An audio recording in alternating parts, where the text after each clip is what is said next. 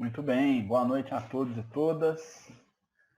Mais uma segunda-feira a gente se reúne, né, para continuar estudando a Gênesis, esse livro tão bonito, né? Tem uns ensinamentos que conseguem tocar a gente profundamente, né? Não só a Gênesis, né? Tudo que Kardec escreveu aí, a gente se sente tocado, né? Ó, nós estamos então, pessoal, no capítulo 3, né? Que é o capítulo que vai falar do bem e do mal. E hoje nós vamos para o item 16. Então, na Gênesis capítulo 3, item 16. Eu vou compartilhar com vocês a minha tela e aí vocês, por favor, me interrompam para falar, fazer um comentário. Fiquem bastante à vontade, tá? Vou compartilhar aqui com vocês o texto. E é isso aí. No item 15, que a gente encerrou na semana passada, né, o Kardec está trabalhando o instinto e a inteligência, né? Está diferenciando o instinto da inteligência. E no item 15, ele veio falando para nós, né, de uma teoria em que o instinto seria seguro e que ele teria uma origem única, né? E aí ele encerrou falando aqui do instinto materno, seria então o mais nobre de todos, né? Agora ele vai para o item 16. E aí Kardec e a equipe espiritual nos diz o seguinte: esta teoria de nenhum modo anula o papel dos espíritos protetores, cujo concurso é fato observado e comprovado pela experiência. Porque a teoria aqui, então, que ele vinha tratando de que o instinto teria uma causa única, né, que seria como ele deu como exemplo até uma comparação, né, aquela teoria que ele apresentou de que Deus seria um fluido, né, e nós estaríamos imersos nele. Então ele vem falar que essa teoria, né, que aqui ele está trabalhando com várias teorias do que seria o instinto. E essa teoria em si não anularia o papel dos espíritos protetores, né? Por quê? Porque a gente consegue observar através da experiência, né? Através das comunicações que ele já vinha catalogando, o papel fundamental dos espíritos protetores, né? É aquela sensação que a gente tem, né? Vamos tomar uma decisão, ou de repente a gente pensa em alguém e a gente faz um telefonema, essa pessoa estava precisando de nós ou de alguma coisa, e o papel aí dos espíritos protetores, né? Então ele vem falar para nós que essa teoria não anular os protetores, né? De jeito nenhum. Aí ele coloca, ó, mas deve-se notar que a ação desses espíritos é essencialmente individual. E é mesmo, né? Os espíritos protetores ele tem uma ação individual. Está na essência, né? Então, o espírito protetor, por exemplo, da Zilda, atua com ela, entende a vida dela, acompanha a vida dela, então é individual ali o trabalho, né? Nesse sentido, o papel dele, né?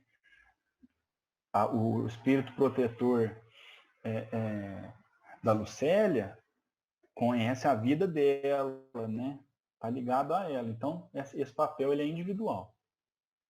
Aí ele continua, ó, que se modifica segundo as qualidades próprias do protetor e do protegido, e que em parte nenhuma apresenta uniformidade e generalidade do instinto.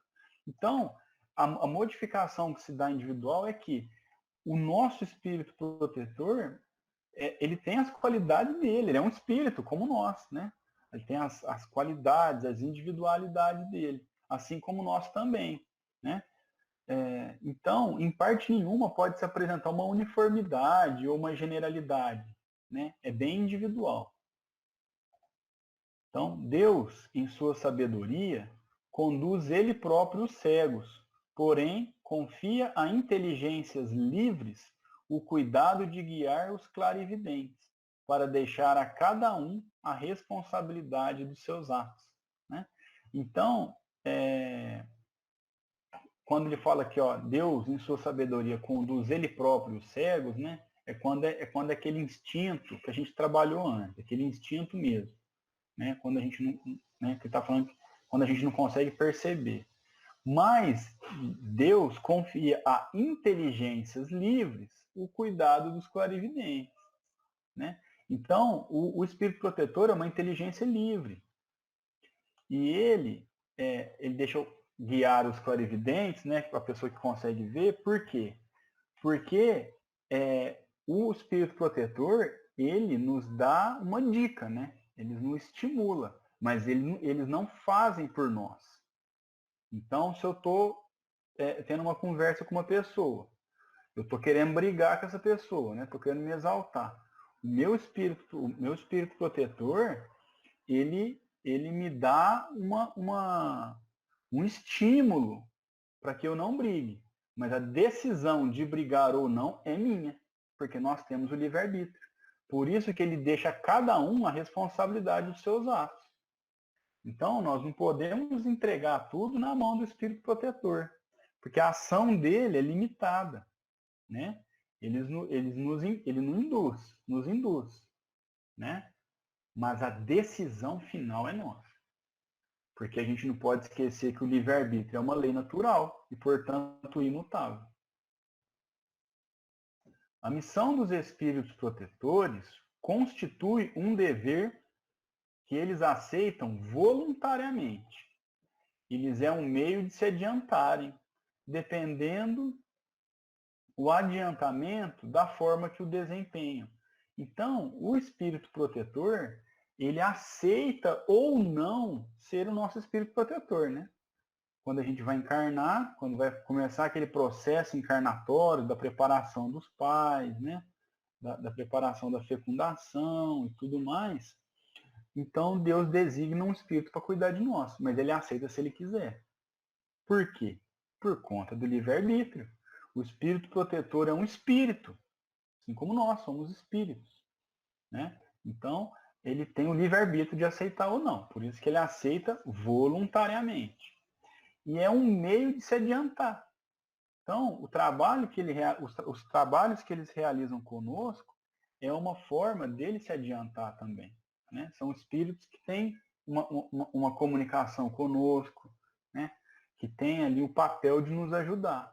E o adiantamento dele vai depender da forma como eles desempenham o papel, né?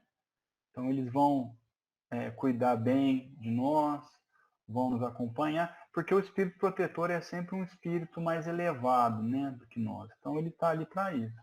Mas a forma como ele vai desempenhar o nosso cuidado é que vai depender aí o tanto que ele vai conseguir se adiantar, né? Então, veja que tudo na divindade é perfeito, né? Quando a gente fala de livre-arbítrio, a gente não fala só de livre-arbítrio para quem está encarnado, para quem está desencarnado também. Da mesma forma, estamos aqui, temos que trabalhar muito.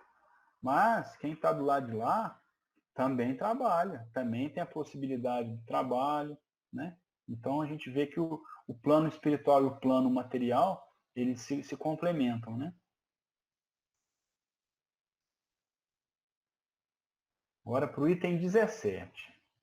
Então eu deixei bem grifado aqui, porque é importante a gente ter isso em mente, ó. Todas essas maneiras de considerar o instinto são forçosamente hipotéticas e nenhuma apresenta caráter seguro de autenticidade para ser tida como solução definitiva. Então, como eu vinha falando nas outras reuniões, o que Kardec fez foi colocar várias hipóteses do que seria o instinto.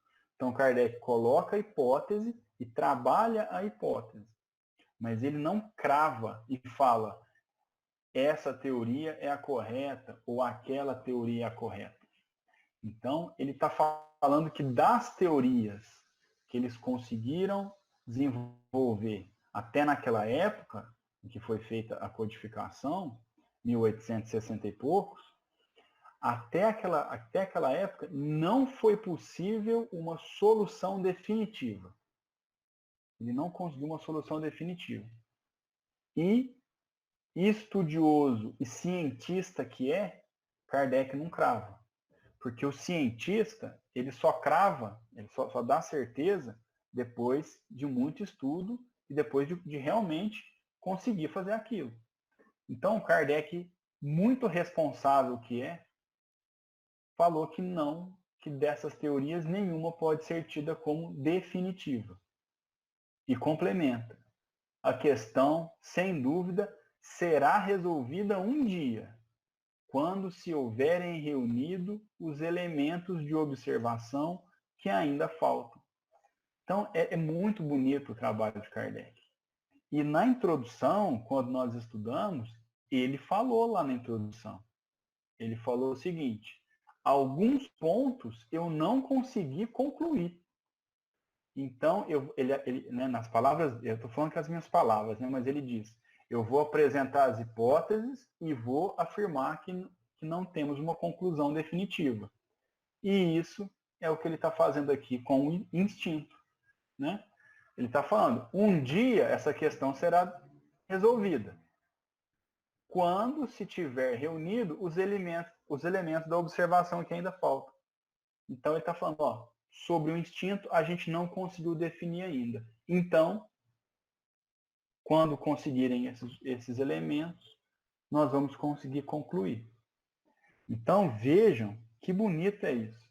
É um autor, um codificador, fazer um trabalho exaustivo, como a gente já falou aqui, e ter a humildade de falar, ó, essas questões ainda não foram resolvidas. E é por isso que o trabalho do Espiritismo não acaba com Kardec. A gente continua trabalhando, a gente tem que continuar pesquisando para quem sabe, né, quando for possível, isso vai acontecer um dia, nós concluirmos os pontos que Kardec não concluiu na época, porque lhe faltavam alguns elementos ainda. E ele continua.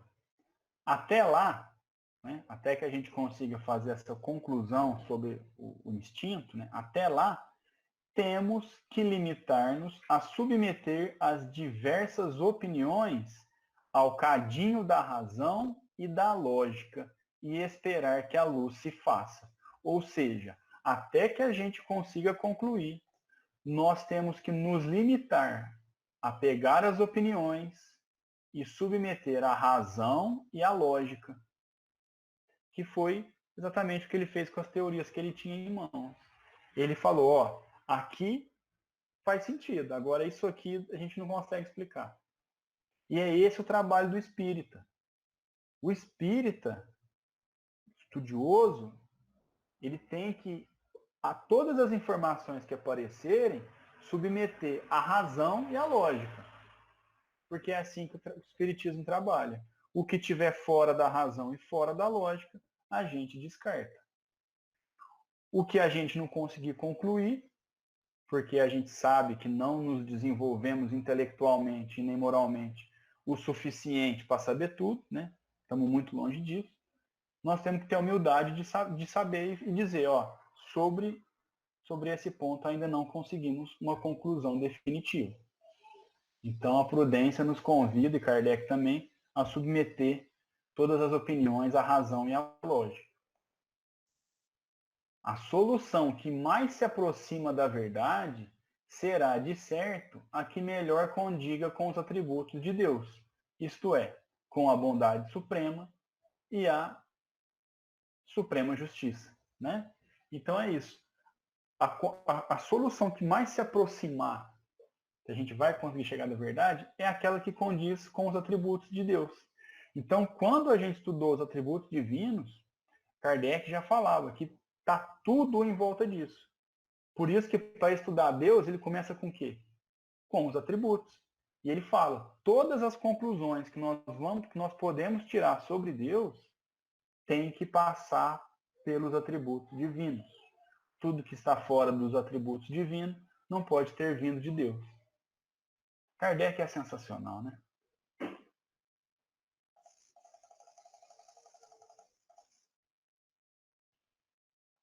Item 18.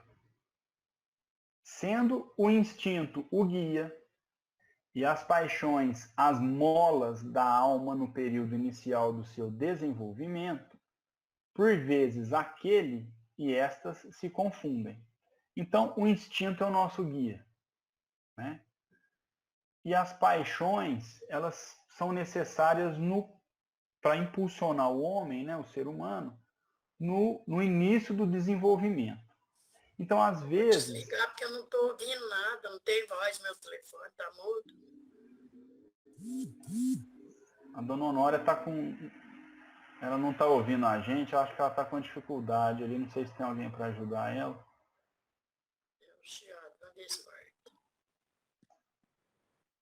Então, o instinto e as paixões, às vezes elas se confundem, né? E aí Kardec continua, ó. Há, contudo, entre esses dois princípios, o instinto e as paixões, diferenças que muito importa se considere. Então aqui Kardec vai mostrar algumas diferenças entre o instinto e as paixões. O instinto é guia seguro, sempre bom. Então, se a gente se guiar pelo instinto, não tem erro, né? Pode, ao cabo de certo tempo, tornar-se inútil, porém nunca prejudicial. Por quê? Porque o instinto ele vai se tornar inútil num determinado ponto, por quê? Porque quando a gente desenvolver a inteligência, a gente não vai precisar do instinto mais, porque o instinto ele é limitado, né? Então a gente age por instinto, depois a gente desenvolve a nossa inteligência. À medida que a gente desenvolve mais a inteligência, a gente usa cada vez menos o instinto até que ele se torne inútil. Mas o instinto nunca é prejudicial. Nunca. Enfraquece-se pela predominância da inteligência, né? Que foi o que eu acabei de dizer. As paixões, nas primeiras idades da alma, têm de comum com o instinto o serem as criaturas solicitadas por uma força igualmente inconsciente, né?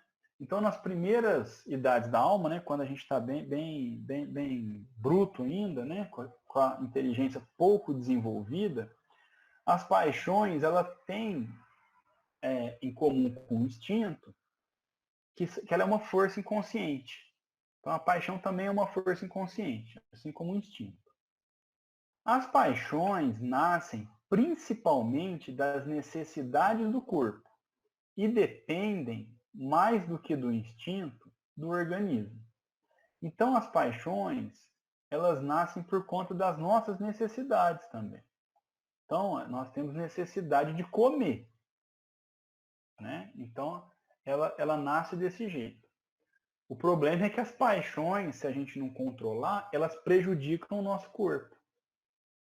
Então, é muito tênue a diferença entre instinto e paixão. Então, o instinto da fome, o que ele faz conosco? Que nós busquemos comida. É só isso. Agora, a paixão é a gente ter gosto pela comida. É bom comer.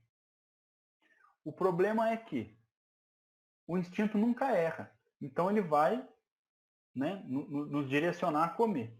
A paixão é o prazer da alimentação.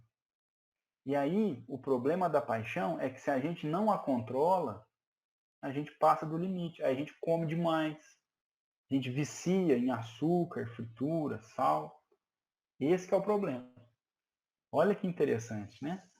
Então, ó, o que acima de tudo as distingue do instinto é que são individuais e não produzem, como este último, efeitos gerais e uniformes. Então, fome, aquele ímpeto por comer, todo mundo tem, porque é um instinto. Agora, a paixão, ela desenvolve individualmente. Então, um é viciado, acaba se viciando em açúcar, né, o outro em farinha, o outro em gordura. Então, isso é individual. A paixão é cada um, é aquele prazer que cada um tem de se alimentar, né? Dentro do exemplo que eu estou dando. Tem várias outras paixões, né? Variam, ao contrário, de intensidade e de natureza, conforme os indivíduos. Então, isso aí varia de cada um. Outro exemplo que a gente pode dar é a sensualidade, né? Para a perpetuação da espécie, necessário que os seres, né, que a gente se reproduza. Então, o instinto da reprodução, aquele instinto inicial, ele todo mundo tem, né? Isso é do ser humano. Então, é um instinto. Agora, a paixão, né, o sexo, ele é individual, cada um tem a seu modo. Qual que é o problema? O problema é quando a gente passa dos limites.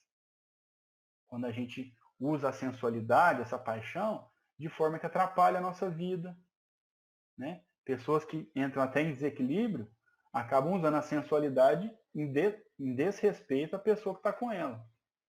E essa que é a questão. Então, olha que interessante, ó. Ele está falando das paixões. São úteis como estimulante. Você imagina, se a gente não tivesse o ímpeto de comer, a gente poderia definhar, né?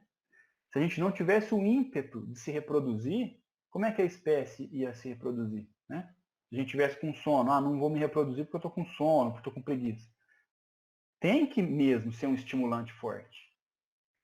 Ele é um estimulante até a eclusão do senso moral, que faz nascer de um ser passivo, um ser racional. Então, quando eclode em nós o senso moral, nós conseguimos controlar as paixões. E nesse momento, tornam-se não só inúteis, como nocivas ao progresso do espírito, cuja desmaterialização retarda. Então, vamos seguir no exemplo da sensualidade. Nós temos o ímpeto.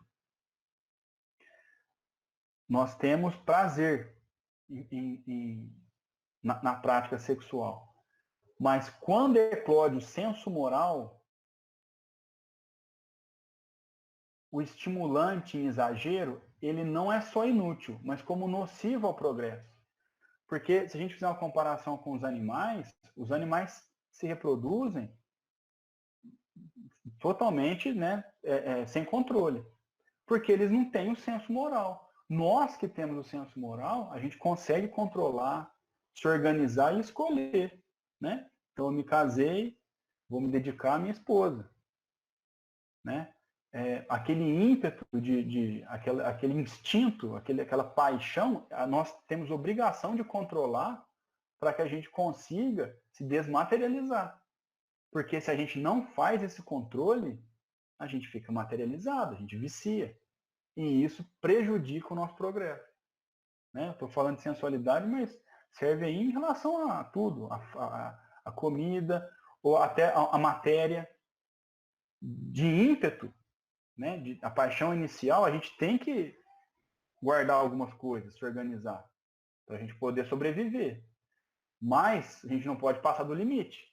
Então, o nosso senso moral tem que, quando ele aparece, a gente percebe que a gente também tem que doar um pouco para os outros, até que esse senso moral se eleve tanto que a sociedade consiga distribuir a riqueza global de forma geral, para que a gente não tenha aí, como a gente tem hoje, pessoas passando fome, pessoas passando necessidade. Então as paixões abrandam-se com o desenvolvimento da razão. Então aquele ímpeto, aquela paixão de ter bens materiais, de juntar dinheiro, de juntar, à medida que a razão se desenvolve, a gente percebe que aquilo não só é inútil, como retardam a nossa desmaterialização, atrapalham o nosso progresso. Então, cada vez mais, a gente vai vendo que as pessoas mais evoluídas, elas não querem muitos bens, não. Olha os exemplos que nós temos aqui. Jesus só tinha a roupa do corpo. Se a gente pegar um pouquinho mais recente, não estou comparando, estou só falando, né, de quem vê. Chico Xavier. Chico era uma humildade assustadora. Né? Trabalhava, né? Era funcionário público, fazia o trabalho dele. Com os livros, se quisesse, poderia ter ficado rico, doou tudo dos livros dele, foi para a caridade. Porque no seu desenvolvimento, Chico sabia, primeiro, que o livro não era dele, era do autor, que ele era instrumento. Lógico, o trabalho maravilhoso dele, mas Ele mesmo falava que a autoria não era dele. Segundo, se o Chico tivesse bens e se preocupasse com bens, ele não conseguiria desenvolver o trabalho que desenvolveu. Não seria um exemplo de humildade. Então, quanto mais a gente se desenvolve racional e moralmente, menos paixões nós temos e mais a gente não precisa do instinto. Muito interessante, né? Então veja uma paixão, a pessoa ser agressiva. A agressividade no começo da vida é importante, defender seus filhos, sua tribo, né? Agora, à medida que a gente desenvolve, menos violento nós somos. Então, que a gente pode concluir que pessoas violentas têm a razão menos desenvolvida. Né? A gente ainda vê pessoas apaixonadas pela agressividade, né? Por esse instinto, porque são pouco desenvolvidas. Porque se fossem desenvolvidas, conseguiriam controlar isso e saberiam que é possível viver e organizar as coisas sem violência. Né? Vocês estão aí? Tá todo mundo quietinho? Tá todo mundo aqui ainda. Se quiser, vocês me cortem. Senão eu vou falando aqui. Item 19. O homem que só pelo instinto agisse, constantemente poderia ser muito bom, mas conservaria adormecida a sua inteligência. Então, como a gente viu que o instinto ele não erra, o instinto é bom, ele está falando que se um homem agisse só pelo instinto, ele poderia ser muito bom, né? Mas ele não utilizaria da sua inteligência. Então, ele conservaria adormecida a sua inteligência. Seria qual criança que não deixasse as andadeiras, que é o andador, né? E não soubesse utilizar-se de seus membros. Então seria uma criança que não, né? Seria como uma criança que não consegue agir. Aquele que não domina as suas paixões pode ser muito inteligente, porém, ao mesmo tempo, muito mal. Então, vamos só encerrar o instinto primeiro. Então, se a gente agisse só pelos nossos instintos, a gente só acertaria. Mas aí nós estaríamos limitados ao instinto, que o instinto tem uma limitação, e a gente também não usaria da inteligência. A pessoa que não dominasse as suas paixões até poderia ser muito inteligente, porém, ao mesmo tempo, muito mal. Então, nós temos vários exemplos de pessoas extremamente inteligentes, mas que eram ao mesmo tempo maus. Então, se a gente pensar, por exemplo, no Partido Nazista Alemão, o nazismo ele era dominado, os líderes nazistas eram muito inteligentes, muito inteligentes. Só que a moral muito baixa. Então, ao mesmo tempo, eles eram muito maus. Veja, eles conseguiram dominar grande parte da Europa. Para fazer isso, você tem que ter uma inteligência. O problema é que a moral deles era muito pequena. E as paixões falavam muito alto. Então, eles matavam, discriminavam, torturavam. Por isso que nós temos as duas rodas, a roda moral e a roda intelectual. Então, uma pessoa intelectualmente desenvolvida, ela cria coisas muito grandes, só que muito perigosas. Se você é muito inteligente e tem a moral muito baixa, você pode criar uma bomba atômica. Para criar uma bomba atômica, exige uma inteligência muito grande, um trabalho muito grande, mas uma moral muito pequena. Né? Então, desenvolver a inteligência requer também que a gente desenvolva a nossa moral. Então, aquele que não domina as suas paixões, ele pode ser muito inteligente, muito mesmo. Mas se ele não domina as paixões, ele entra nos excessos e aí pode se tornar muito mal. O instinto se aniquila por si mesmo. As paixões, somente pelo esforço, podem domar-se. Então, o instinto, aquele ímpeto, ele acaba por ele mesmo. Porque saciado ali o instinto, ele acabou, ele não vai além. As paixões não. As paixões, elas não têm fim.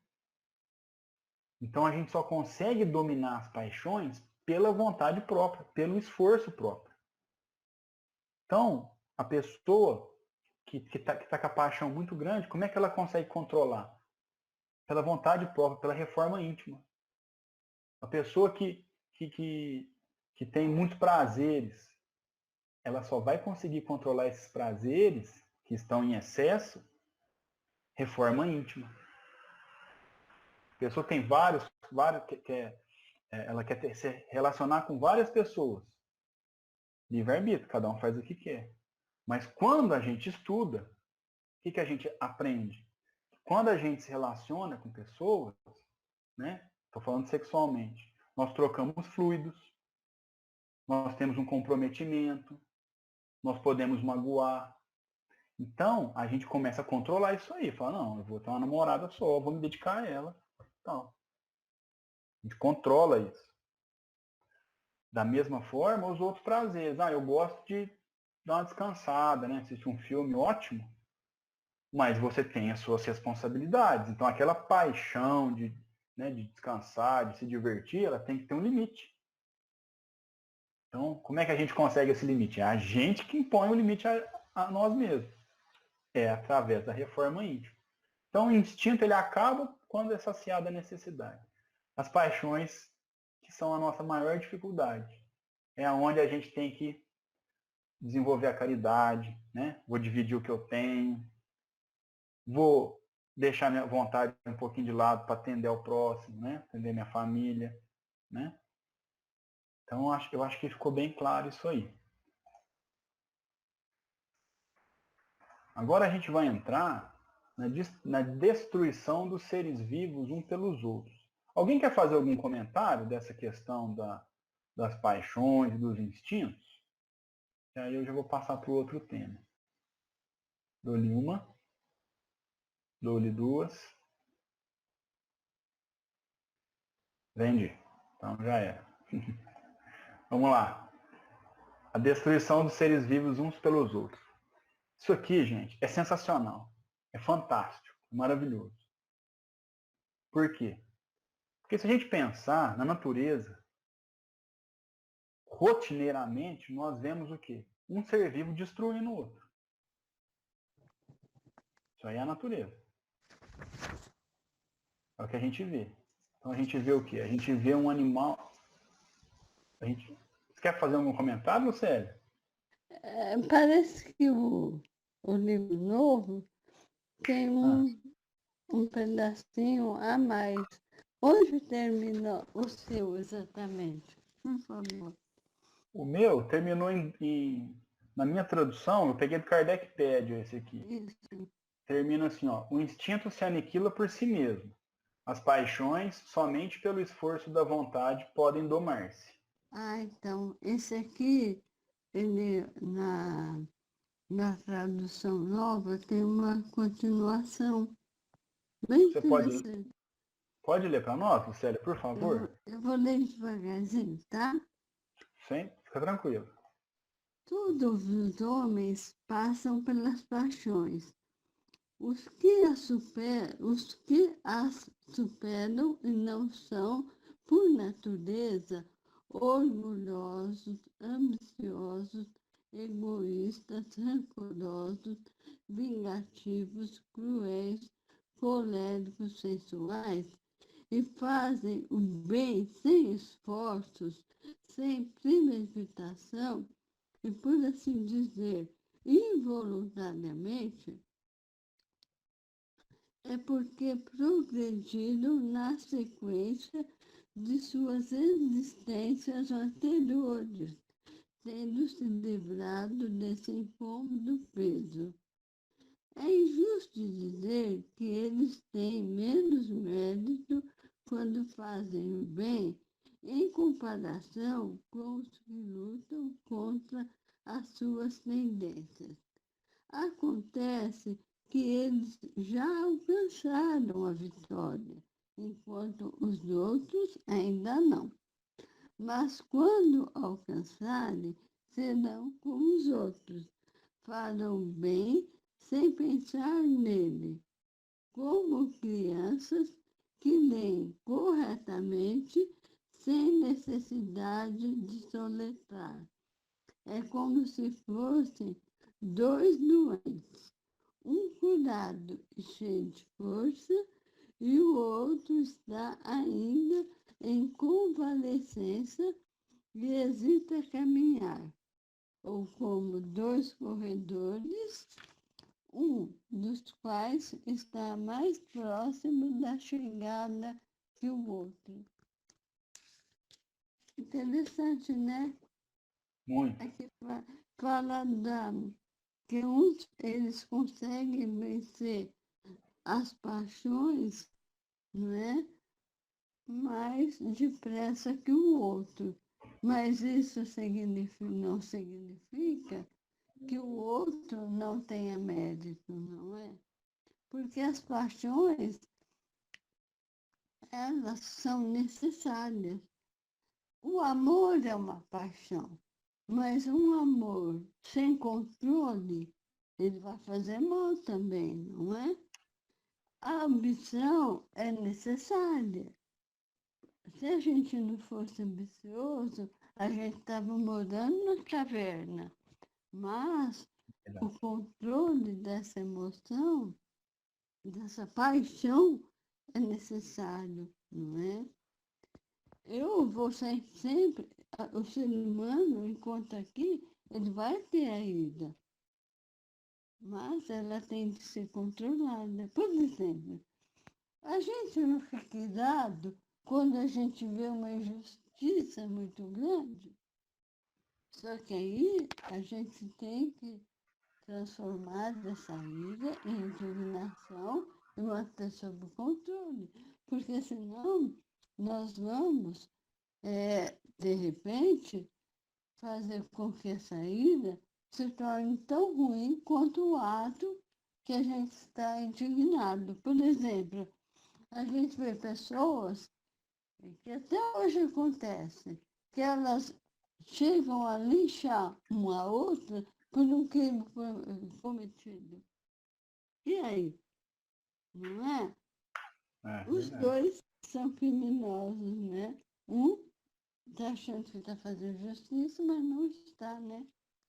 É isso mesmo, não é, Caio? É isso Eu mesmo, Sérgio, entendi, porque né? aí é a paixão, né?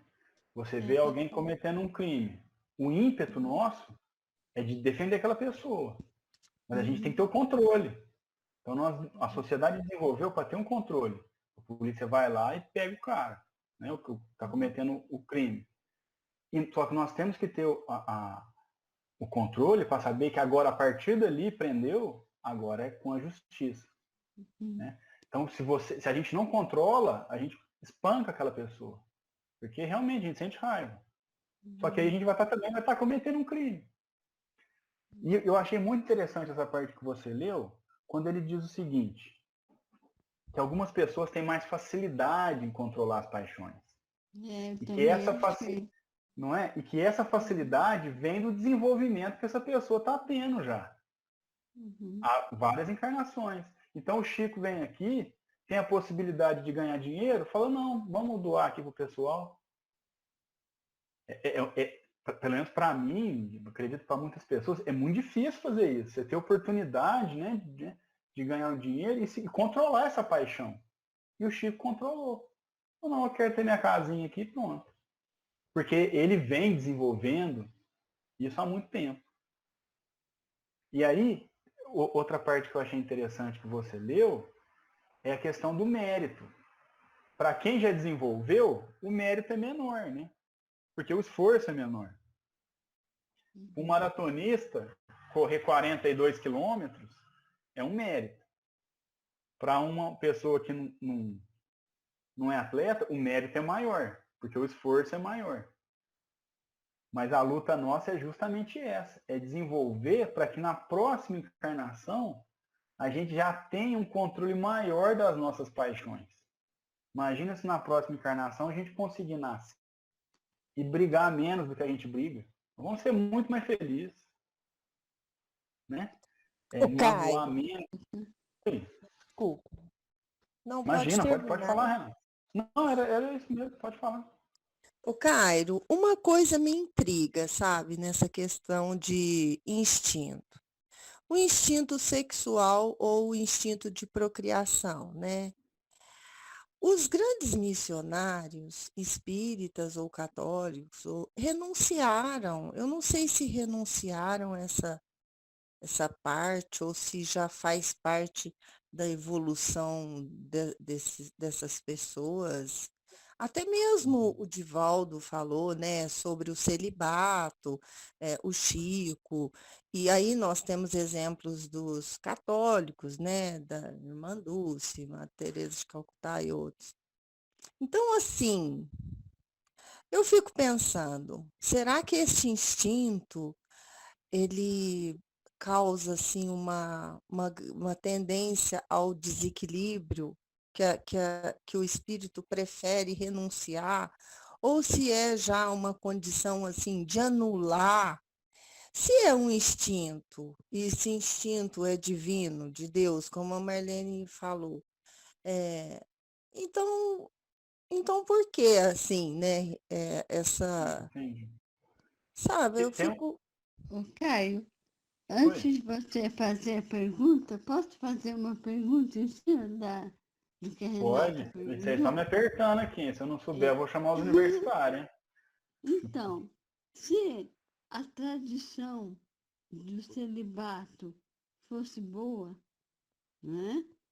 O ser humano não controla o instinto sexual. Ele é um dos nossos instintos mais fortes.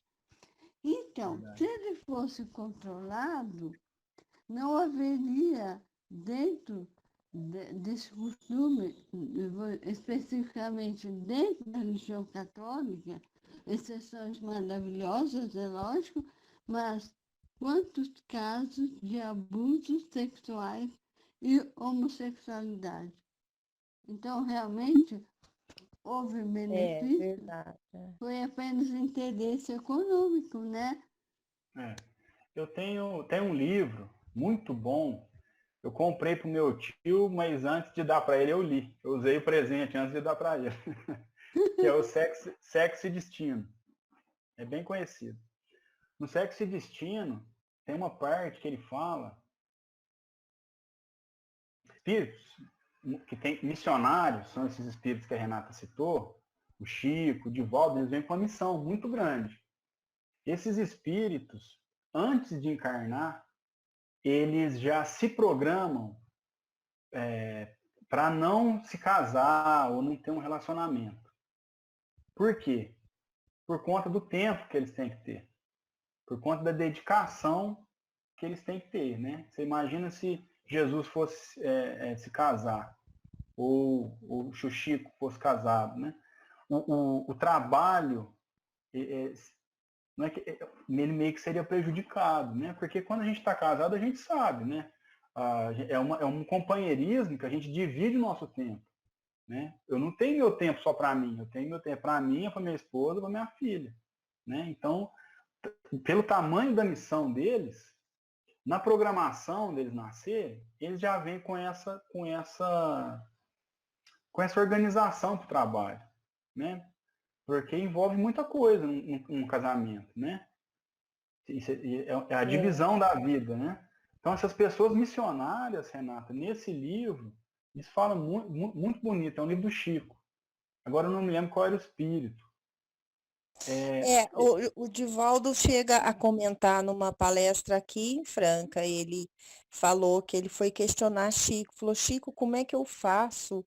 Eu tenho esse instinto, né, essa coisa assim fisiológica que me perturba, eu preciso ter assim eu preciso me educar, né? O que que eu faço? Porque ele, ao mesmo tempo, ele sofria, ele disse, né?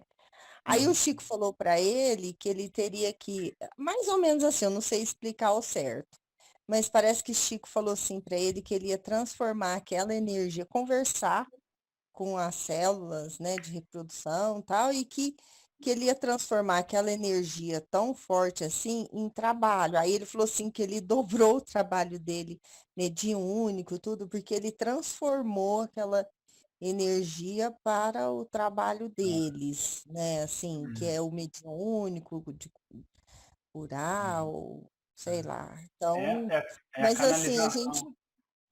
mas aí a gente vê que esse instinto sexual, assim, carnal e instinto mesmo, ele é uma coisa que eu penso, né? Eu fiquei em dúvida, assim, que é uma coisa para ser educada, trabalhada, para não existir o contato físico, para transformar, lógico, não agora, né? Nós não estamos preparados para isso. É o Chico e o Givaldo só, e nós somos diferentes, né? Mas, assim, é saber educar ou transformar essa energia em algo espiritual mesmo, assim, É, energético de outra forma, né? Não é, sei. porque assim, Sério. é difícil comparar com eles porque eles são missionários. Então eles não prejudicaram de modo algum a reprodução da espécie humana. Porque é pontual o missionário. A grande maioria se reproduz. E essa necessidade é muito grande. Agora, o Divaldo tem uma palestra dele que ele ensina essa canalização. Não é canalização de qualquer sentimento. Então você está com raiva de alguém, né? Você pega essa raiva e canaliza. Então, recentemente eu tive alguns episódios aí que eu fiquei nervoso. Eu fiz umas faxinas aqui em casa, eu esfreguei chão e é canalizar. Você pegar a raiva e depositar em outro ponto. E veja a diferença do exemplo que a Lucélia deu. Chico, Divaldo e os missionários se programam, então é uma escolha individual É para se, voluntário, não pra é, se Caio? voluntária, exatamente, Voluntário. para se abster Voluntário. daquilo. Ninguém impôs isso a eles. Eles decidiram, ó, eu vou abrir mão disso Sim, para sim. poder trabalhar. Quando você impõe, então, se chegassem para mim, por exemplo, ó, você não pode se casar, namorar, ter relação. Algum problema eu ia ter psicológico, porque eu não estou preparado para isso. E a grande maioria não está. Então, quando você Sim, impõe, né, que acontece em algumas dá religiões, problema, você né? tem distúrbios, porque é muito difícil lidar com isso. Você sentir o desejo e ao mesmo tempo a pessoa te falar que aquilo lá está errado. Você entra em parafuso, porque você fala, mas como é que está errado se eu estou sentindo? Eu fui católico já, eu era adolescente, eu queria beijar as meninas. E aí a minha avó falava que não podia. E aí eu falava, uai, então tô doido. Aí você fica, né? É difícil isso.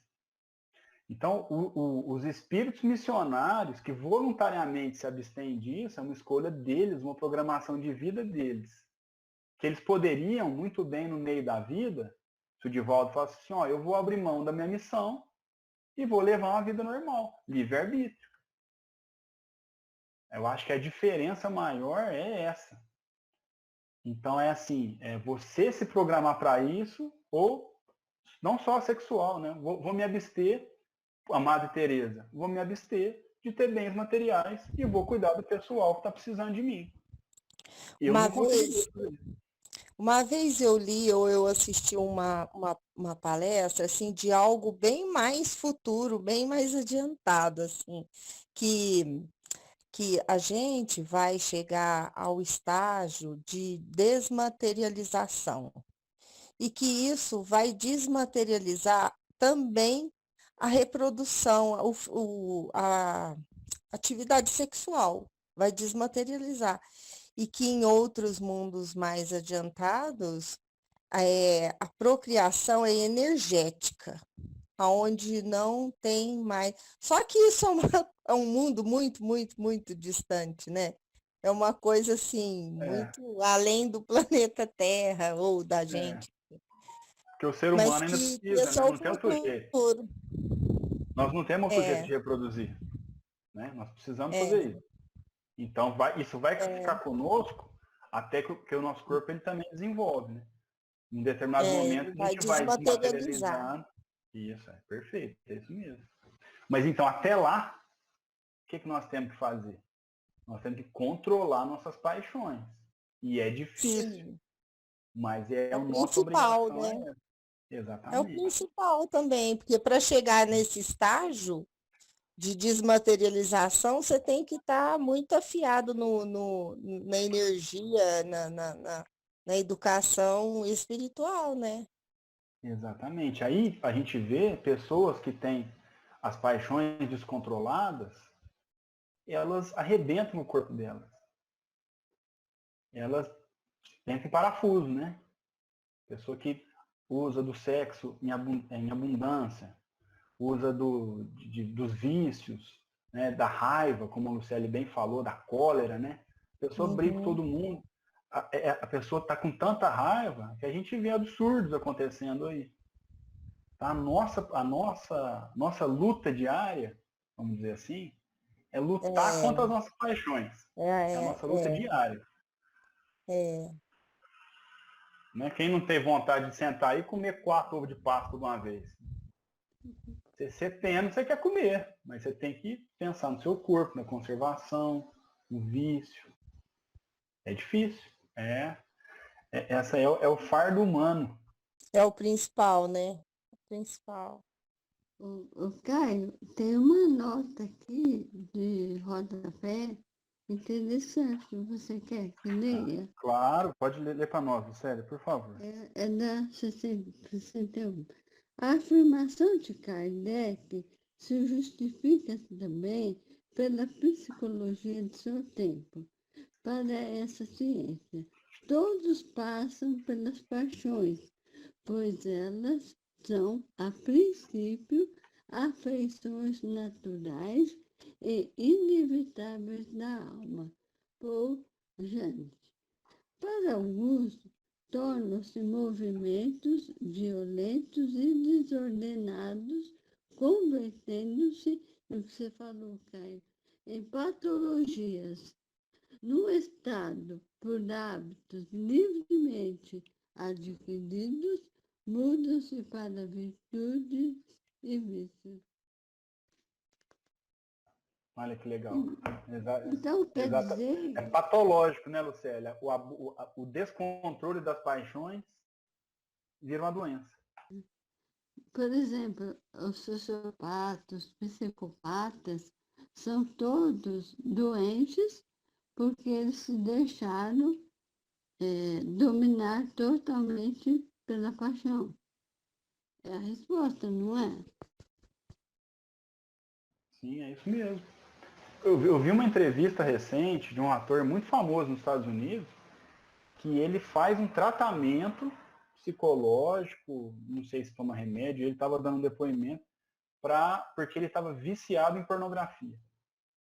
Se tornou um vício. Ele falou que trocou o dia pela noite, perdeu a esposa, perdeu o contato com algumas pessoas pelo descontrole da paixão. Olha que interessante. Os psicopatas, como você disse, o cara perde totalmente o controle da vida dele. Ele mata em série, ou ele as pessoas que acumulam demais, né? A pessoa vai acumulando, acumulando, de repente ela está se matando de trabalho, perdendo as pessoas que estão perto, para comprar coisas que ela não precisa mais, mas ela acha que precisa, porque a paixão está descontrolada. Paixão pela matéria, né? Pelos bens. Esse estudo aqui é sensacional, né? Isso aqui é para a gente aprender muita coisa mesmo, para aprender o domínio nosso, porque a essência do espiritismo é a reforma íntima, né? É a gente se melhorar. E a gente entender que a gente quer, mas que o nosso querer, nós temos que racionalmente colocar um limite. Isso nos ajuda a desenvolver demais. Muito bonito. Pessoal, então a gente parou no 19. E aí na semana que vem nós vamos estudar a destruição dos seres vivos uns pelos outros. É muito bonito também. É muito interessante. Que era uma coisa que às vezes a gente fica na dúvida, né? A gente olha para a natureza, Aí uma cobra come um rato. O rato está lá agoniando, sofrendo. Aí a coruja vem e come a cobra. E assim vai. Então a gente vai entender por que isso acontece. É muito bonito. Alguém quer fazer mais algum comentário?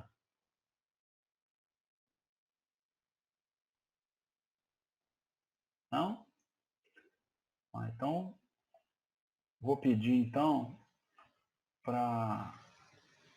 Deixa eu ver aqui quem vai fazer a prece. Vou falar para quem... vou pedir para o Zé. O Zé não falou nada, porque é quietinho demais. Você pode fazer a prece, Zé, por favor? Posso sim. Só relembrando, em relação ao assunto, o Maurício Crispim fez uma palestra aqui uma vez, um seminário, e ele falou que o maior perigo do ser humano é represar as paixões, os desejos, porque é muito mais perigoso represar do que, vamos supor, né, tem uma necessidade do sexo, né? Então fica guardando, fica reservando, né? Vamos supor, os religiosos, né? Então, aí, a hora que aquilo estoura, meu filho, é a maior tragédia do mundo, né? Então, nós temos que procurar ter o equilíbrio, né? Nós precisamos de ter o equilíbrio. Se eu não dou conta sozinho, eu procuro ajuda. E assim por diante. Mas nós estamos num aprendizado, né? Nós estamos num aprendizado. Um dia, não sabe quando, né, nós também podemos, antes da nossa reencarnação, a gente pode planejar, né?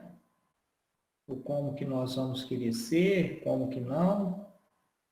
Por enquanto, ainda nós estamos vindo ainda dentro do instinto, né? O instinto está falando mais forte dessa parte nossa, né?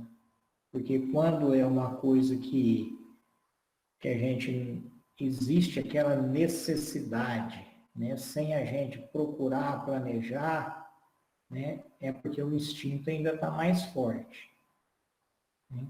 Quando a gente planeja uma reprodução, né? A gente tem condições para esse planejamento, nós já estamos usando a inteligência, né? Mas quando a gente tem necessidade do sexo para nos acalmar, para se sentir bem, né? Para se refazer, se reequilibrar, então aí já é o instinto que é mais forte. Mas nós estamos aqui aprendendo, né? E tomara que a gente aprenda, né? Para que a gente acerte mais do que erra, né?